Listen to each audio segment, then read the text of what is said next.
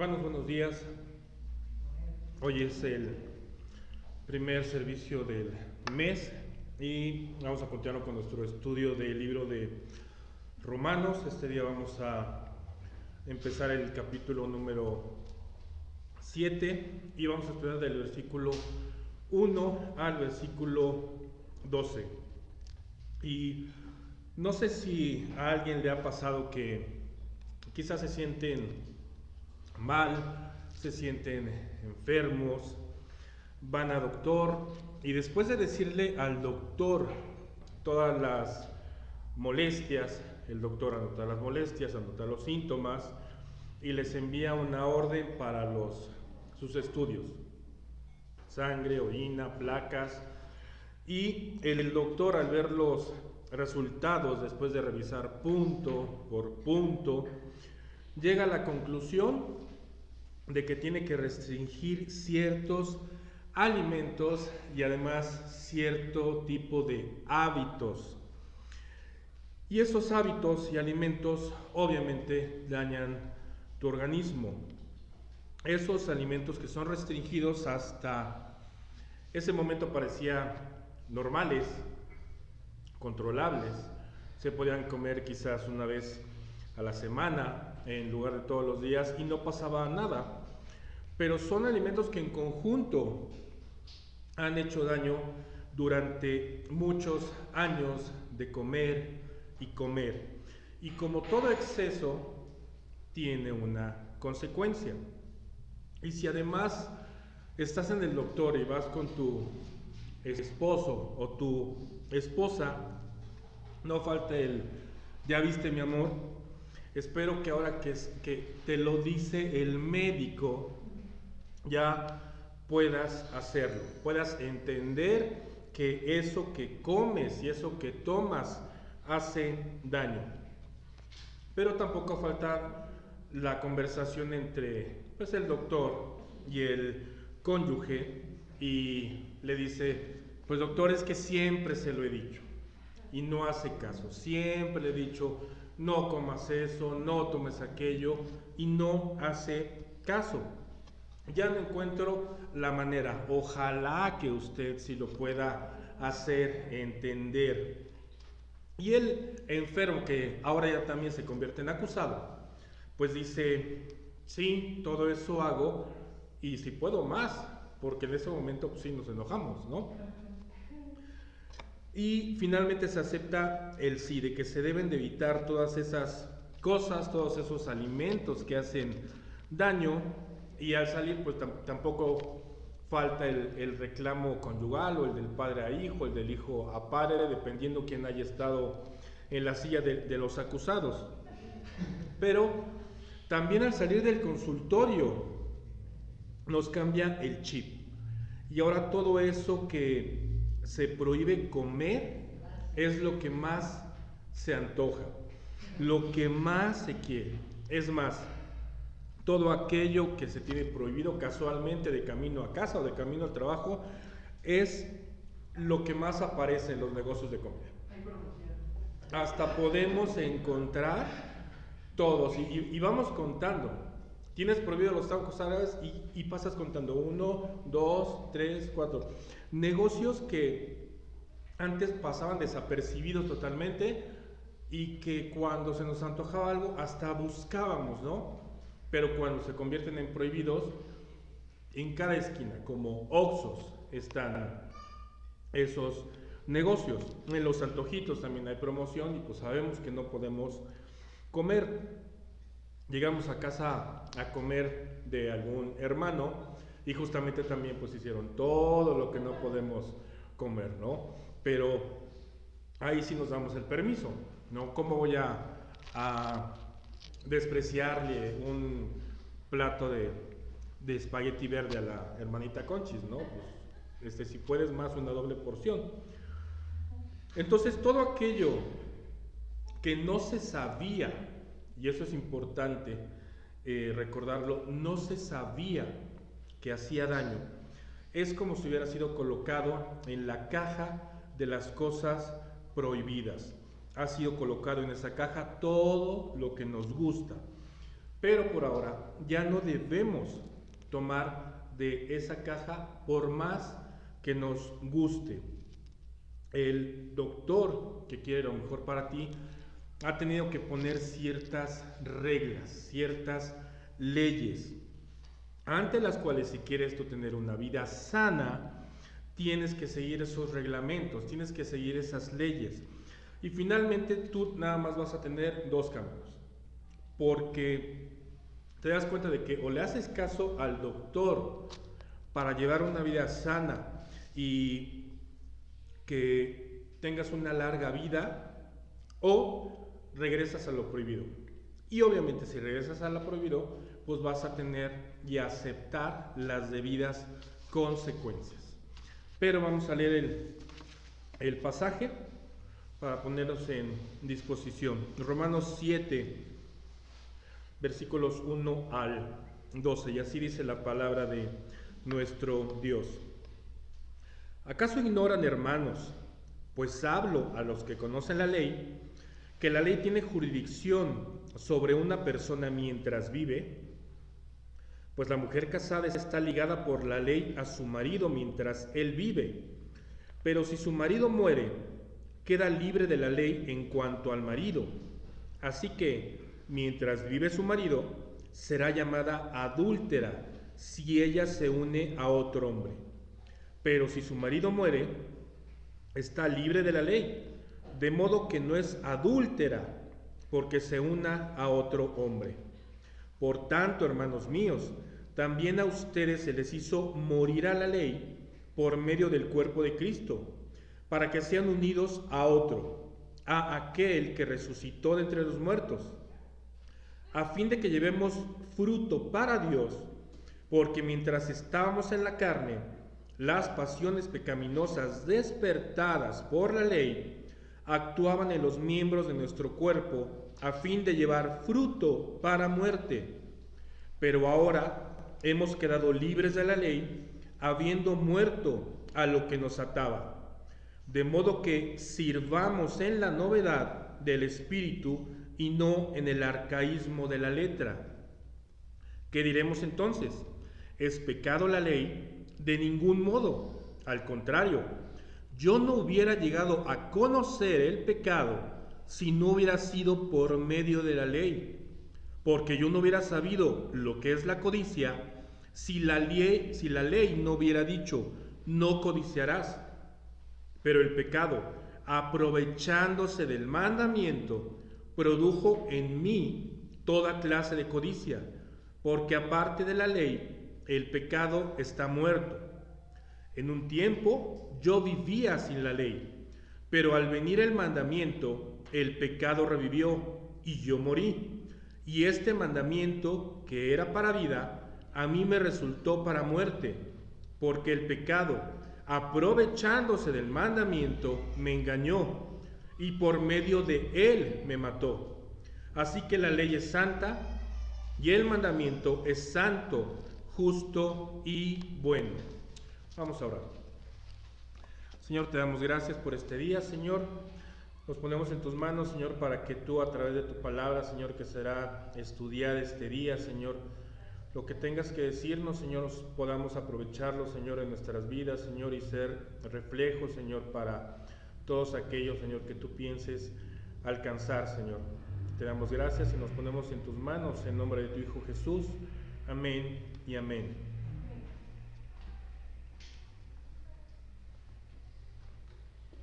Y hemos visto que Pablo en esta carta enfatiza de varias formas lo que él quiere decir. De distintas maneras nos explica para no dejar duda alguna de lo que habla.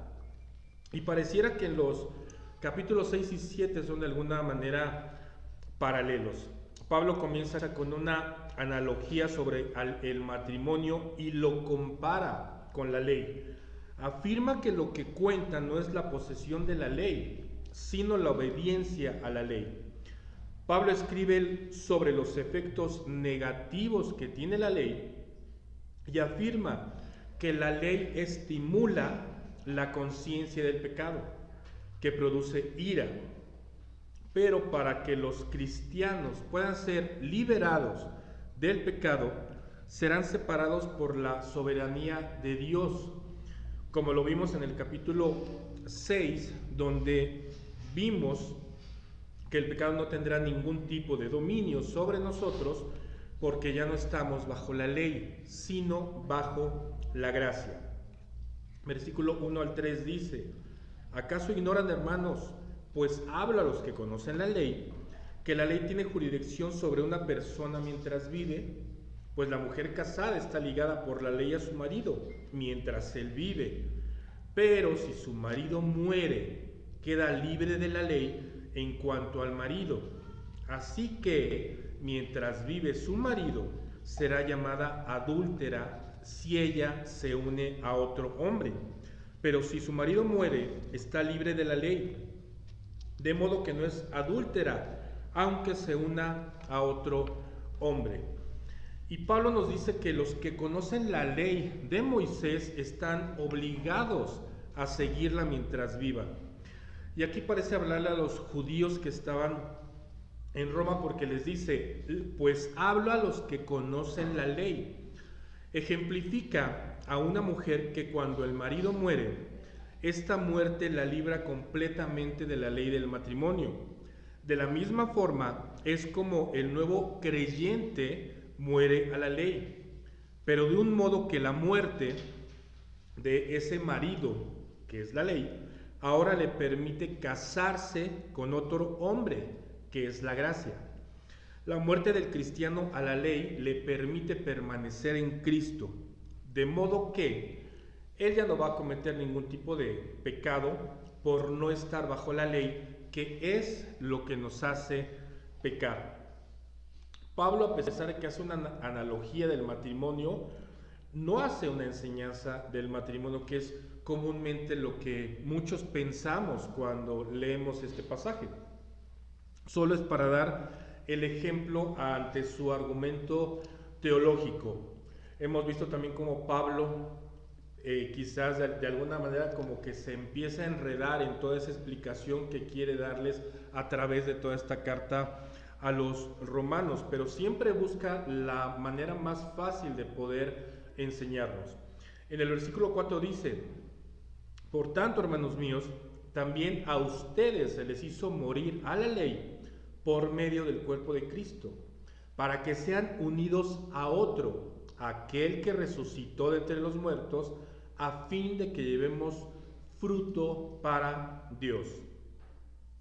Cuando Cristo y su poder nos rescatan de esa inmundicia en la que nosotros vivíamos, no me refiero a una inmundicia externa, porque finalmente eso con un buen baño y ropas limpias se arregla, sino a la inmundicia de todos los pecados cometidos durante toda nuestra vida. Aquellos pecados que nosotros cometíamos con toda alevosía y ventaja, porque a pesar de tener un entendimiento muy pobre, estábamos alejados de la ley. La ley no nos hacía mal, ni siquiera una ley moral. Y no nos importaba tampoco romper esa ley moral. El pecador ahora es apartado de su vida anterior para ser unido en aquel que resucitó en Cristo, pero con una sola meta: llevar fruto. Pablo habla de dar fruto. ¿Y a qué se refiere con eso?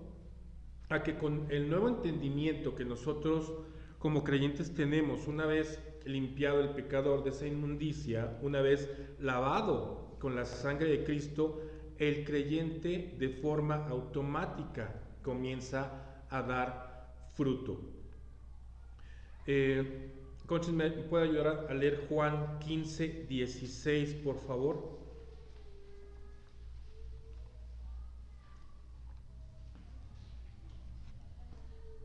Ustedes no me escogieron a mí, sino que yo los escogí a ustedes y los designé para que vayan y den fruto y que su fruto permanezca, para que todo lo que pidan al Padre en mi nombre se lo conceda.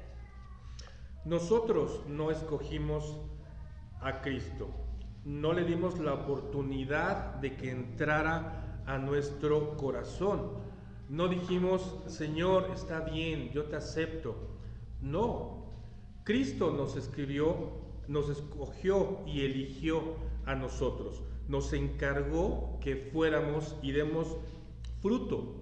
Por lo que en un estricto sentido, el pertenecer a Cristo al pecar nos produce una aberración tal que cuando cometemos cualquier tipo de pecado, estamos dejando de dar ese fruto que nos ha sido indicado dar por el Hijo de Dios.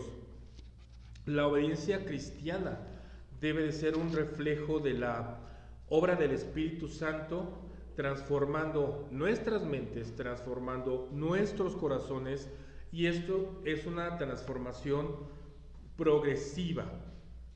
El resultado de esa obediencia fiel y sincera será el resultado del fruto que se pueda dar para la obra de Dios aquí en la tierra. Y repito, el resultado de esa obediencia fiel y sincera será el resultado del fruto que se pueda dar a la obra de Dios aquí en la tierra. El versículo 5 dice: porque mientras estábamos en la carne, las pasiones pecaminosas despertadas por la ley actuaban en los miembros de nuestro cuerpo a fin de llevar fruto para muerte. Pero ahora hemos quedado libres de la ley, habiendo muerto a lo que nos ataba, de modo que sirvamos en la novedad del espíritu y no en el arcaísmo de la letra. En el capítulo anterior, en el capítulo 6, es interesante cómo Pablo les dice a los romanos en el versículo 17 y 18: pero gracias a Dios que aunque ustedes eran esclavos del pecado, se hicieron obedientes de corazón a aquella forma de doctrina a la que fueron entregados. Y habiendo sido libertados del pecado, ustedes se han hecho siervos de la justicia. Pablo está señalando a los cristianos romanos, pero en este capítulo 7 cambia el modo, y a partir del versículo 5 que acabamos de leer, se une, se incluye en los que conocen la ley. Recordemos que Pablo antes era Saulo, era judío, era conocedor de la ley, y se incluye en esta observación y aclara ese contraste. En el versículo 5 dice: mientras estábamos. Y el versículo 6 inmediatamente dice: pero ahora hemos. ¿Ven esta diferencia? En el capítulo 6 les señala a ellos, señala que ustedes eran esclavos, ustedes se hicieron, ustedes fueron entregados, habiendo sido y se han hecho. Y ahora en este capítulo 7, Pablo se incluye y dice: mientras estamos, pero ahora hemos. Antes vivíamos dominados por el pecado, por nuestra carne.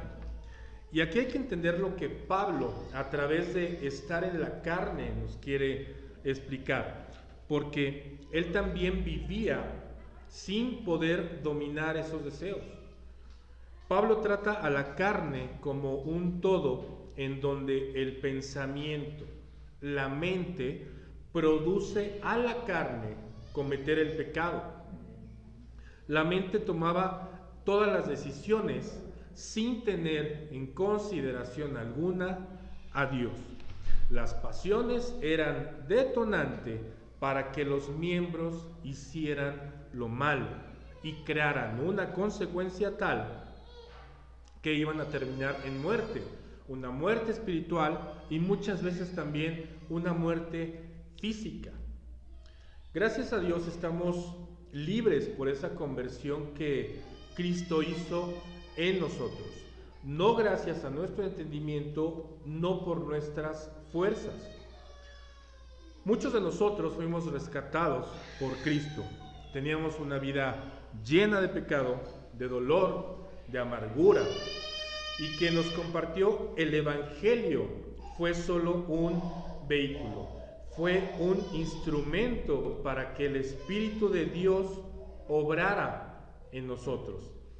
Eran esclavos de todo lo que el mundo ofrece. Ahora se vuelven obedientes a Dios y son desde ese día esclavos de la justicia de Dios. Ahora somos servidores de Dios. Arthur W. Pink, un pastor bautista y escritor inglés, escribió: cuando un hombre se convierte en esclavo de Cristo, entonces es libre. Y muchas veces nosotros no nos damos cuenta lo que significa esclavitud, porque desde que somos pequeños hemos sido enseñados el concepto malo de la esclavitud, como si fuéramos, nos recordamos a épocas anteriores, siglos anteriores, en donde, por ejemplo, los negros que eran traídos de África eran tratados mal por ser considerados inferiores. Ellos eran esclavos. Ellos los llevaban a los plantíos de algodón a trabajar. Entonces es muy natural que nosotros relacionemos la palabra esclavitud con algo malo, con algo que nos pesa, con algo que nos duele. Sin embargo, este autor me encanta cómo dice: se convierte en esclavo de Cristo, entonces es libre. Nosotros tenemos la responsabilidad de ser unos buenos esclavos de Cristo, porque vamos a llegar a tener pruebas, pero esas pruebas también van a ser para nuestro bien.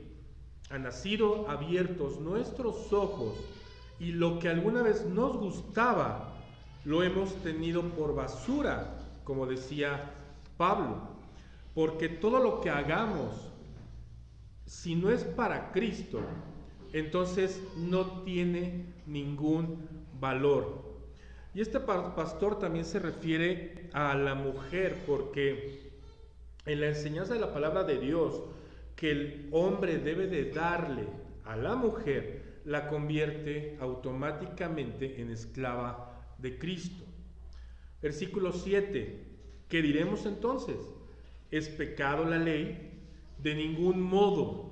Al contrario, yo no hubiera llegado a conocer el pecado si no hubiera sido por medio de la ley, porque yo no hubiera sabido qué es la codicia si la ley no hubiera dicho: no codiciarás. Pero Pablo, entonces, ¿nos estás diciendo que es pecado la ley? Y Pablo aclara que de ningún modo. Le encanta esa palabra a Pablo, de ningún modo. Es cuando les escribe, cuando les explica, ejemplificando, dice, de ningún modo. Pablo aclara porque fue a través de la ley que él había conocido el pecado, que él entendió lo que era el pecado y ejemplifica un pecado con el que posiblemente Pablo luchaba. Él dice que no hubiera sabido que era codicia si la ley no lo hubiera expuesto como pecado. Porque como sabemos que en la maldición que trajo Adán por su pecado, nos heredó esa tendencia a practicar el pecado de todas las clases y formas posibles, porque de no existir la ley, ¿cómo vamos a saber que era pecado? Y se acuerdan cuando ejemplificaba al doctor: es que yo no sabía que esos alimentos me hacían daño, es que yo no sabía, pero ahora a través de la ley sabemos lo que no debemos de hacer. Y alguien que me ayude a leer Romanos capítulo 3 versículo 20.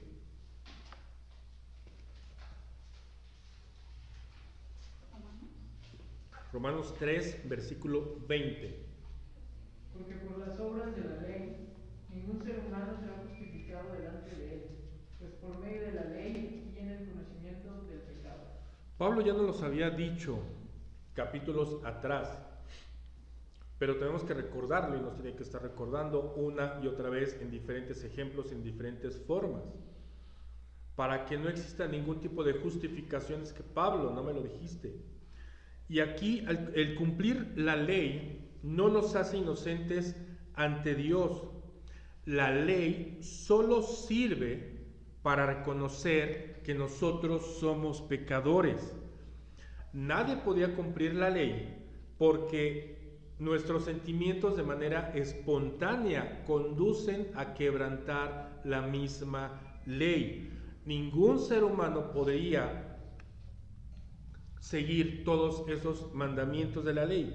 Pablo en ese también capítulo 3 nos dice: no hay justo ni aun uno, no hay quien entienda, no hay quien busque a Dios, no hay temor de Dios, no hay quien haga lo bueno.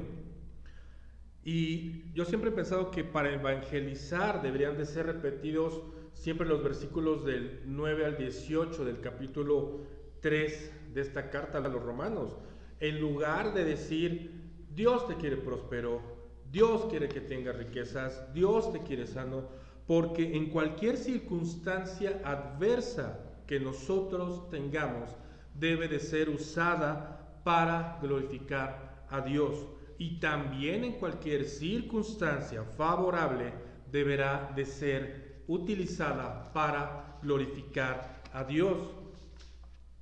El día de ayer, en el curso que está dando el pastor Miguel, nos enseñaba el segundo libro de Reyes, y veíamos que Dios juzgó a Israel por su idolatría, por desobedecer la palabra de Dios, por su inmoralidad, por sacrificar niños, por practicar la astrología y la brujería. Dios es absolutamente bueno. Sin embargo, el juicio de Dios a los hombres es eso, un juicio. El juicio que nosotros recibimos, si somos inocentes, seremos declarados inocentes, pero si somos culpables, nos llevará al otro extremo. Dios nunca va a ser malo, pero Dios es justo. Nosotros somos los que deberemos de atendernos esas consecuencias de inocencia o de culpabilidad dependiendo nuestras obras y nuestros pecados que hayamos cometido. El mensaje para aplicar que el autor da en ese curso, sobre ese libro, es muy claro.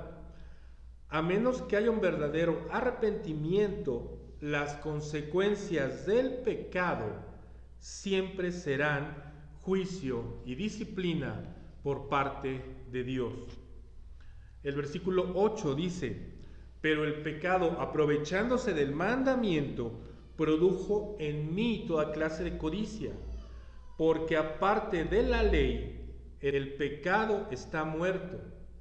En un tiempo yo vivía sin la ley, pero al venir el mandamiento, el pecado revivió y yo morí. Y este mandamiento, que era para vida, a mí me resultó para muerte, porque el pecado, aprovechándose del mandamiento, me engañó y por medio de él me mató. Así que la ley es santa, el mandamiento es santo, justo y bueno. El significado de la palabra ley, de acuerdo a la Real Academia de la Lengua, dice: precepto dictado por la autoridad competente en que se manda o prohíbe algo en consonancia con la justicia para el bien de los gobernados. Y también ese diccionario dice: la ley de Dios, según, dice, todo aquello que es arreglado a la voluntad divina y recta razón. ¿Por qué nos gusta hacer lo prohibido? ¿Por qué nos es agradable romper las reglas?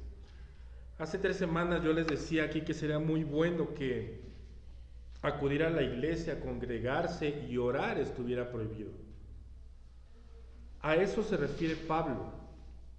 El pecado, aprovechándose del mandamiento, nos hace desear toda clase de mal, pero el incumplimiento de la ley traerá obvias sanciones. Pablo ya lo había dicho: gracias a la ley supe que el desear lo que otros tienen era pecado.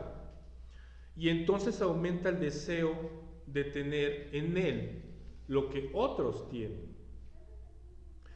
Cuando se nos dice que no hagamos algo, el deseo de hacerlo en nosotros se intensifica. De manera incomprensible, la prohibición de un pecado genera una mayor práctica del mismo. Así es como es utilizado como una ocasión en todo momento para pecar.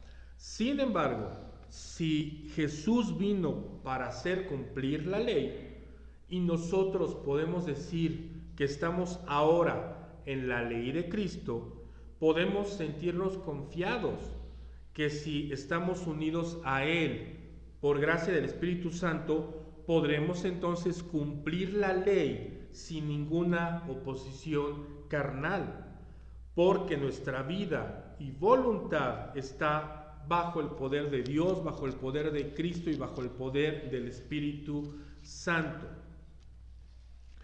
Y ahora tenemos estas 3 aplicaciones que en sus boletines están, porque fue corta la prédica. Aplicación número 1. Cuando estamos bien, es fácil depender de Dios. Cuando estamos arriba, es muy fácil depender de Dios. Pero mientras vamos bajando, nos empezamos a sentir nerviosos. Todo se empieza a poner oscuro, no hallamos la salida, las amistades se alejan, las puertas se cierran, pero la única puerta que se tiene que cerrar cuando pase eso es ponerte de rodillas y orar. Señor, tú sabes las cosas, cómo van a pasar, y como dijo tu Hijo Jesús en Mateo 26:39, y adelantándose un poco, cayó sobre su rostro orando y diciendo: Padre mío, si es posible que pase de mí esta copa, pero no sea como yo quiero, sino como tú quieras. Aplicación número 2. Necesitamos un cambio de vida. Cuando tenemos este cambio de vida, este cambio de actitud, nos damos cuenta de que en ocasiones las pruebas serán más difíciles, más duras, y esto nos puede desanimar, esto quizás hasta nos pueda deprimir, pero nosotros como creyentes sabemos que esas pruebas más duras, esas pruebas más difíciles se dan cuando nosotros podemos estar seguros de que estamos en el lugar correcto, de que estamos caminando nosotros en el camino que Cristo nos está indicando que caminemos. Y es un gran gozo las pruebas que nos acercan más a Cristo, porque nos está santificando a través de esas pruebas día a día, nos pasa por fuego, nos limpia, nos purifica todos los días. Deuteronomio 8:2 dice: y te acordarás de todo el camino por donde te ha traído Jehová tu Dios estos 40 años en el desierto, para afligirte, para probarte, para saber lo que había en tu corazón, si habías de guardar o no sus mandamientos. Aplicación número 3. Tienes que morir al pecado. Mientras tú no seas libre del pecado, seguirás siendo esclavo del mundo. Solo es a través de Cristo que puedes tener tu libertad de nuevo. No es por tus fuerzas, solo es a través de Cristo. Ya no hay esclavitud a la antigua ley, ahora solo hay obediencia a Dios, a Cristo, al Espíritu Santo.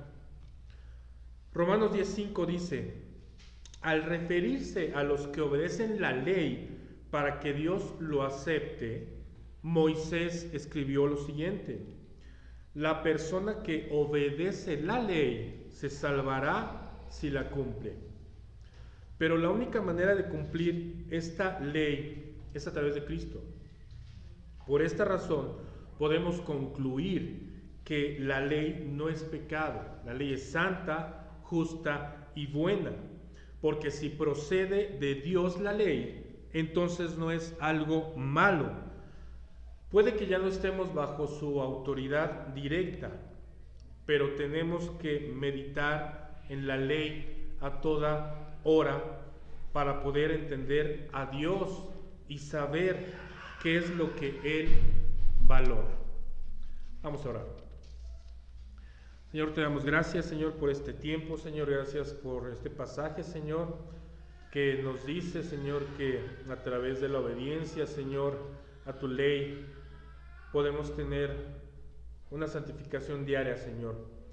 Pero ya no estamos bajo la ley, sino bajo la gracia, Señor, y nosotros nos gozamos, Señor, en obedecer, Señor, todo lo que dice Cristo, Señor, tu Hijo, Señor, a quien mandaste, Señor, para morir por todos nuestros pecados, Señor.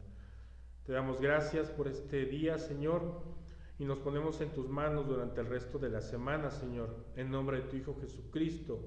Amén y amén. Muy bien, vamos a seguir nuestro estudio de los atributos de Dios. Y la semana pasada vimos la independencia de Dios, que es uno de sus atributos incomunicables, es decir, algo que Dios no comparte con nosotros. Muchas veces nos gusta pensar que somos independientes, pero realmente no es así. Siempre dependemos de algo o de alguien. Aunque ya no vivamos en casa de nuestros padres, aunque tenemos muchos recursos, no importa. Siempre dependemos de alguien o algo. De los granjeros que preparan la comida, ¿no? De los restaurantes, de otras personas que vienen a limpiar. Muchas cosas. Siempre dependemos de algo o de alguien. Tenemos siempre necesidades. Pero Dios no necesita a nada ni a nadie. Y hoy vamos a ver otro atributo incomunicable de Dios, que es la inmutabilidad de Dios. Ahí lo tienen en sus boletines también. La inmutabilidad de Dios. ¿Qué significa eso? No es una palabra que usamos todos los días, ¿verdad? Inmutabilidad. ¿Cuándo fue la última vez que usaste esta palabra en una conversación? Probablemente nunca. Entonces, ¿qué es? Pues ahí, yo creo que ahí tienen la definición, ahí en sus hojas, que es que Dios nunca cambia en su ser, perfecciones, propósitos y promesas. Básicamente, Dios nunca cambia. Eso es lo que significa la inmutabilidad de Dios. Dios es inalterable, no cambia. Y vamos a ver cada uno de estos aspectos de la inmutabilidad de Dios. Que Dios no cambia en su ser, Dios no cambia en sus perfecciones, Dios no cambia en sus propósitos, Dios no cambia en sus promesas y Dios no cambia de parecer. ¿Cuántas personas conocemos que siempre están cambiando? Nos dicen una cosa y después nos damos cuenta que nos mentían, ¿no? O eran siempre muy amables y ahora no. A veces es al revés, pero normalmente los cambios en los humanos son para ser peor, ¿no? Pero Dios nunca cambia. Si Dios pudiera cambiar, sería para ser peor, ¿no? Porque ya es el perfecto. Y si pudiera cambiar, sería peor. Pero Dios no puede cambiar en su ser. Eso es el punto número 1 ahí. Dios no cambia en su ser. Y les voy a pedir su ayuda para leer estos pasajes. El primero es el Salmo 102, versículos 25 a 27. Y ahí en sus hojas tienen todos los pasajes que vamos a leer hoy. Dice, desde la antigüedad tú fundaste la tierra y los cielos, y los cielos son la obra de tus manos. Ellos perecerán, pero tú permaneces. Todos ellos como una vestidura se desgastarán, como vestidos caminarás y serán cambiados. Pero tú eres el mismo y tus años no tendrán fin. Gracias. Y entonces aquí el salmista nos dice que Dios no es como la creación. ¿Qué pasa con la creación? Con todas las personas, y también nos habla aquí de la tierra, de los cielos. ¿Qué pasa con esas cosas? Nos dice versículo 26, ellos perecerán. Aun las cosas que nos parecen más permanentes tendrán un fin, ¿no? Pero Dios no. Dios no cambia. Nos dice el versículo 27, tú eres el mismo y tus años no tendrán fin. ¿Alguien me puede ayudar a leer Hebreos 13:8? Por favor.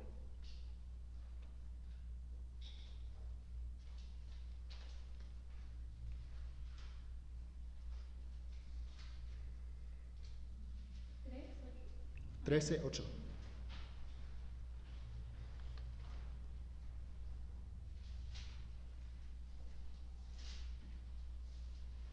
Dice, acuérdense de sus días que les hablaron la palabra de Dios y considerando el resultado de su conducta, imiten su fe. ¿Y versículo 8? 8. Dice, Jesucristo es el mismo ayer, hoy y por los siglos. Gracias, sí. Jesucristo es el mismo ayer y hoy y por los siglos. Las personas siempre están cambiando, ¿no? Una persona que ayer era muy amable, hoy puede ser muy impaciente. Y entonces no siempre podemos confiar en las personas, ¿verdad? Hemos conocido a muchas personas que no son confiables. Pero el hecho que Dios nunca cambia nos dice que podemos confiar en Él. El segundo punto ahí es que Dios no cambia en sus perfecciones. Perfecciones, y eso significa también sus atributos. Todo lo que estamos estudiando en este estudio de los atributos de Dios, Dios no cambia en ninguno de estos aspectos de sus atributos. Y pues qué bueno, porque si ayer Dios fue bueno, pero hoy es malo, pues eso no sería bueno para nosotros. ¿Y qué nos dice en Malaquías 3:6? Porque yo, el Señor, no cambio, por eso ustedes, oh hijos de Jacob, no han sido consumidos. Yo, el Señor, no cambio. Y ahí está hablando también de su misericordia, de su amor para el pueblo de Israel. Y les dice, es por eso que ustedes no han sido consumidos. ¿Por qué? Si Dios ayer fue misericordioso, pero hoy no, entonces no hay esperanza. Santiago 1:17, ¿qué nos dice? Toda buena dádiva y todo don perfecto viene de lo alto, desciende del Padre de las luces, con el cual no hay cambio ni sombra de variación. Con Dios no hay cambio ni sombra de variación. Todo lo que Dios nos da es bueno para nosotros, aunque muchas veces no parece así, ¿no? ¿Quién quiere tener una pandemia? Pero la Biblia nos enseña que todo lo que Dios nos da es para nuestro bien. Dios siempre es bondadoso, siempre es bueno y siempre nos da buenas cosas. Y nunca cambia en su bondad. El tercer punto que tenemos aquí es que Dios no cambia en sus propósitos. ¿Qué significa eso? Que una vez que Dios determina hacer algo, su propósito es inmutable y se realizará. Si Dios decide hacer algo, lo va a hacer.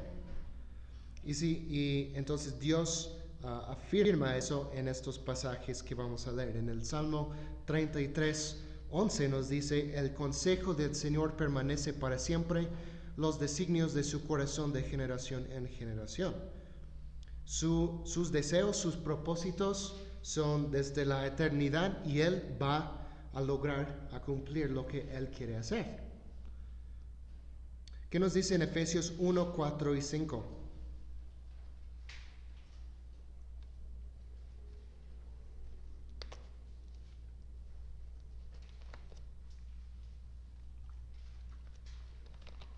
Efesios 1, 4 y 5 dice, porque Dios nos escogió en Cristo antes de la fundación del mundo para que fuéramos santos y sin mancha delante de Él. En amor nos predestinó para adopción como hijos para sí mediante Jesucristo conforme a la buena intención de su voluntad. Gracias. Nos dice que Dios nos escogió. Aquí nos está hablando de pues la voluntad de Dios en la eternidad pasada, que Dios escogió para sí un pueblo. Y ¿qué tal si Dios nos escogió en la eternidad, pero hoy puede cambiar de parecer?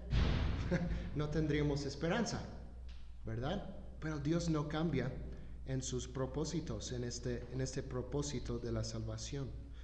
¿Y qué nos dice en Isaías 46, 9 a 11?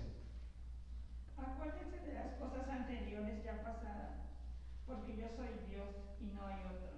Yo soy Dios y no hay ninguno como yo, que declaro el fin desde el principio y desde la antigüedad lo que no ha sido hecho. Yo digo, mi propósito será establecido y todo lo que quiero realizaré. Yo llamo del oriente un ave de rapiña y de tierra lejana al hombre de mi propósito. En verdad he hablado y ciertamente haré que suceda. Lo he planeado, así lo haré.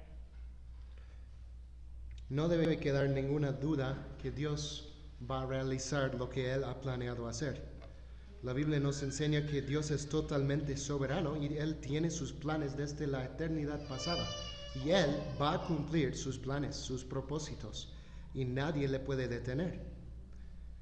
Sí, nos dice aquí que si Él lo ha planeado, así lo va a hacer.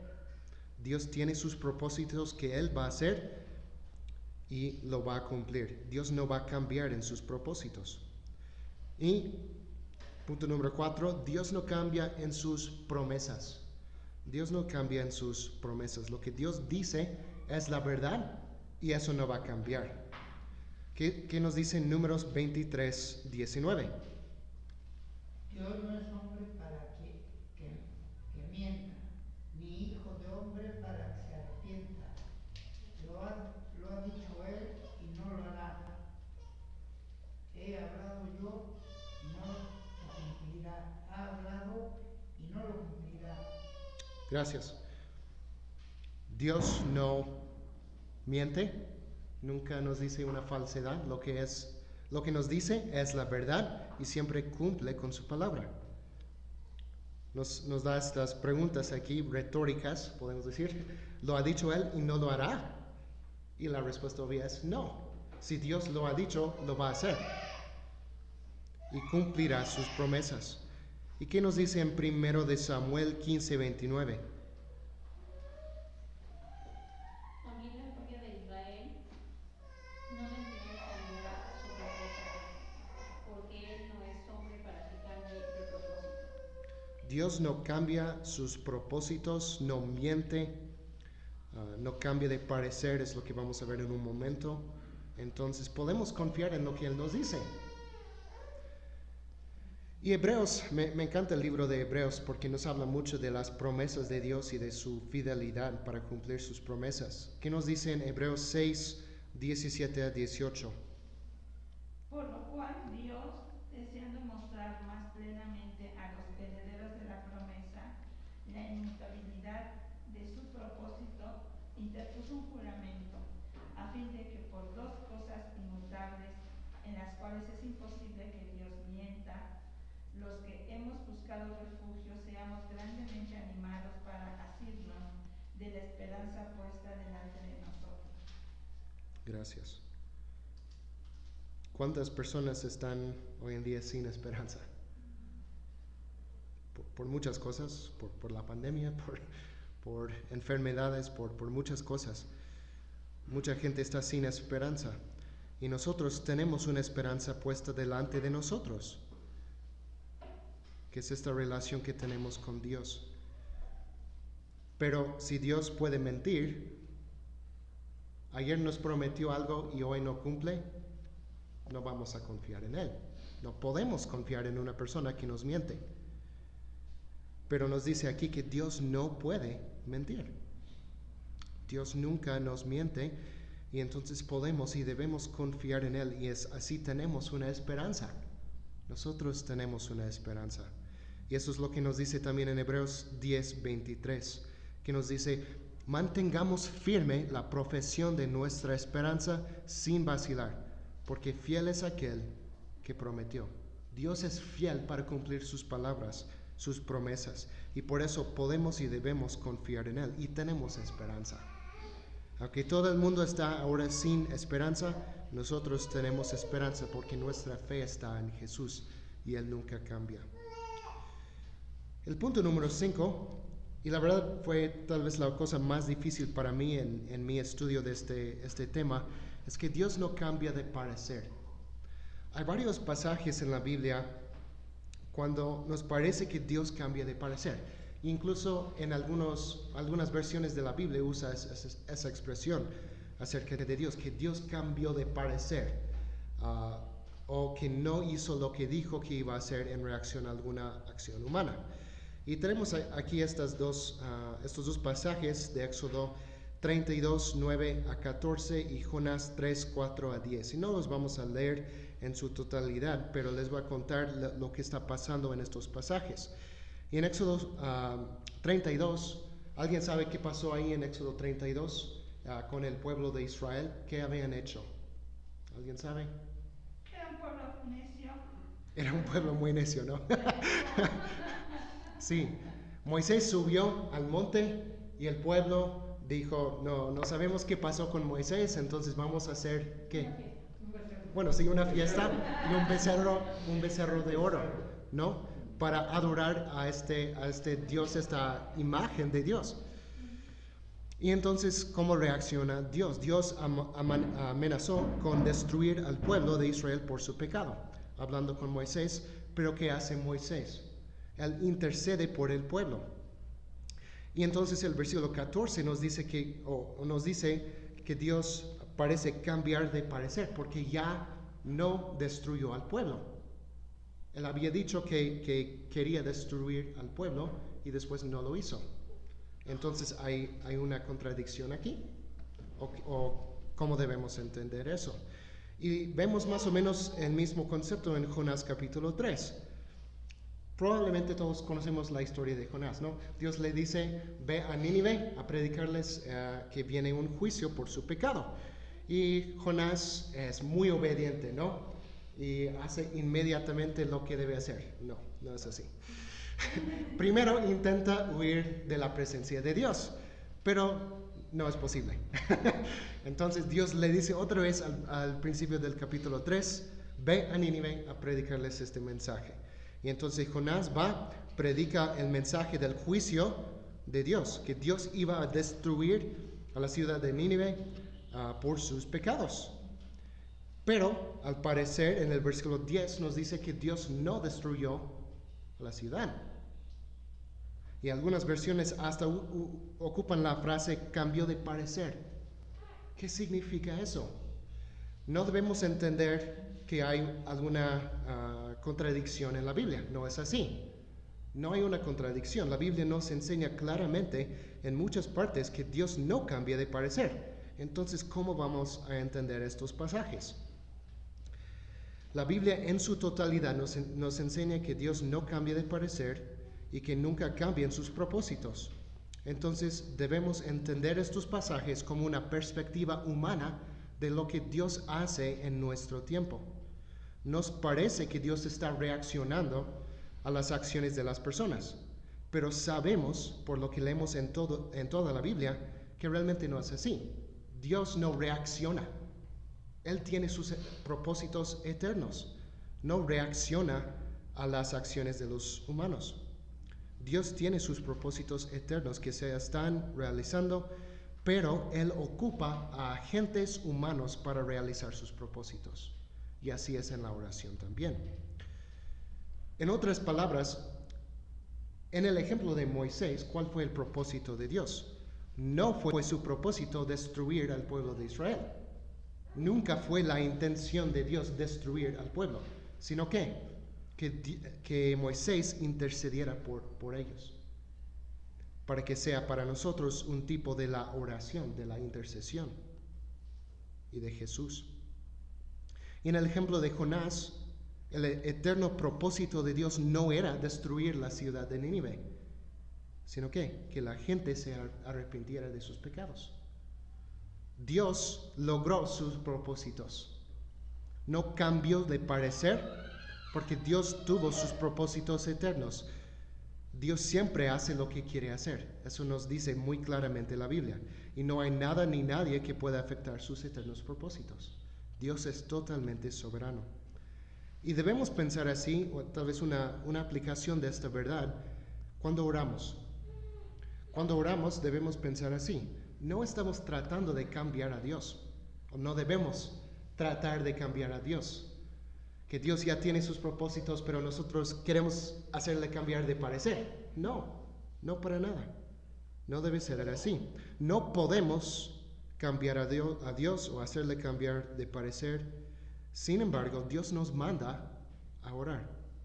Y cuando lo hacemos, cuando oramos, somos los agentes de Dios para cumplir sus promesas. Dios nos manda a orar y no vamos a entender completamente en esta vida por qué. Si Dios ya es soberano, ya tiene sus propósitos, ¿por qué orar? Porque Dios lo mandó. Es en obediencia a Dios. Somos sus agentes para cumplir sus propósitos eternos. Dios usa los medios, los agentes humanos para cumplir sus propósitos. También como usó a Moisés para interceder por Israel y a Jonás para predicar este mensaje a Nínive, aunque él no quería hacerlo. Dios ocupa a agentes humanos para cumplir sus propósitos. En aplicación de esta doctrina, este atributo de Dios, vemos su importancia. ¿Por qué es importante creer que Dios no cambia? Realmente, esta verdad es la base de todo lo demás que vamos a estudiar. Porque si vamos a estudiar después que Dios es un Dios de amor, que Dios es misericordioso, que Él es eterno, que es poderoso, todo eso que vamos a estudiar, si hoy es verdad, pero mañana no va a ser la verdad, si Dios puede cambiar, está muy mal para nosotros. No podríamos confiar en un Dios que puede cambiar. Si ayer Dios era bueno, pero hoy es malo, no podemos confiar en Él. Si ayer era poderoso, pero hoy es débil, no podemos confiar en Él. Si ayer era justo, pero hoy es injusto, no podemos confiar en Él.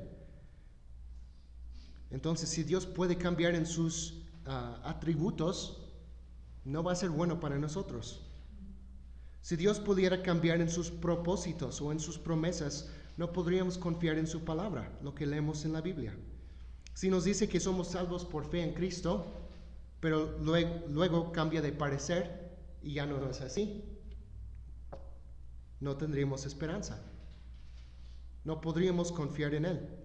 Si nos dice que nos envía su Espíritu, pero luego no lo hace, no podemos confiar en Él.